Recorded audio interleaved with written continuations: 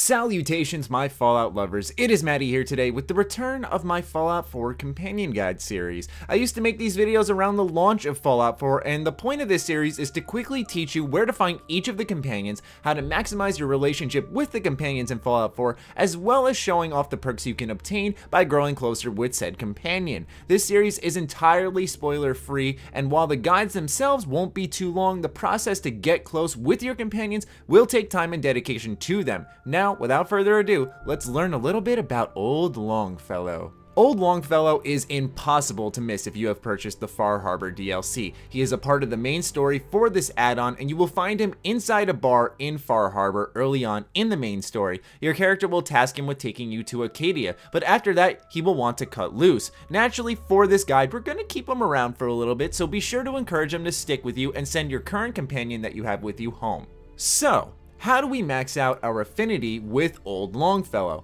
Well, he's actually probably one of the easiest characters to max out with in Fallout 4 next to Piper, in my honest opinion. Old Longfellow may be rough and tough on the outside, but on the inside, he's a relatively nice guy. Good karma choices will sometimes net you points with him depending on the context of the situation. Now, do keep in mind throughout the story of Far Harbor specifically that Old Longfellow absolutely despises the children of Adam. So choices that you make that are in favor of the children of Adam, or ones that are actually just against Far Harbor, will have him start to dislike you. So do keep this in mind while playing through the story of Far Harbor. Far Harbor also comes with a bulk of side quests coming from random NPCs throughout the island, which is always fantastic. Now, for those of you who have a decent charisma, you're in luck right now, because when you are offered rewards in quests, you can usually bump up that reward a little bit if you can persuade the quest giver.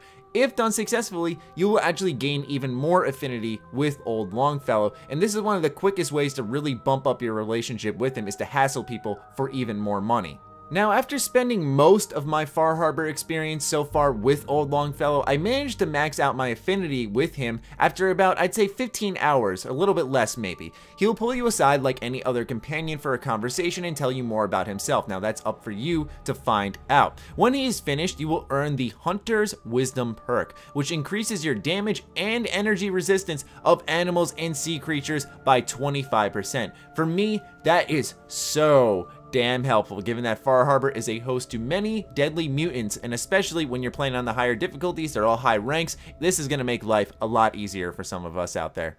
And that, ladies and gentlemen, is how you max out your relationship with Old Longfellow. Everything you need to know about him right here, people. So I hope you guys enjoyed this video. Hopefully we'll get more companions in future DLC for Fallout 4 so I can bring you guys more guides on them. I do miss doing this series quite a bit. But nonetheless, let me know what you're thinking about Old Longfellow in the comments down below. I think he's a relatively interesting companion and one that Fallout fans will appreciate to some degree. So let me know what you think in the comments down below. Be sure to follow me on Twitter, like me on Facebook. The links are in the description as always. Be sure to check out SugarBomb.com, the place by Bethesda fans for Bethesda fans. Stay sexy, stay active. I love you all. Peace.